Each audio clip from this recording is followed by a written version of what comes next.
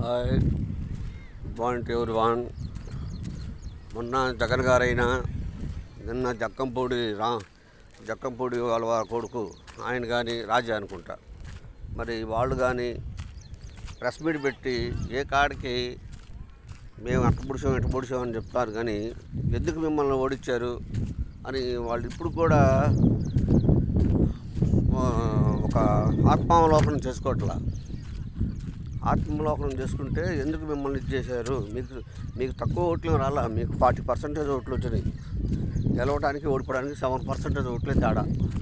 ఈ 7% ఓట్లు ఎవరు మీకు వేయలేదు అనేది దాని గురించి మీరు అన్వేషించుకోండి, అప్పుడు మళ్ళీ సక్సెస్ అవుతారు. అలా కాకుండా ఓట్లు వేయని వాళ్ళు జనాలు మా పథకాలు స్వీకరించారు, మా డబ్బులు చూసుకున్నారు, మేము ఇన్ని కోట్లు వేసి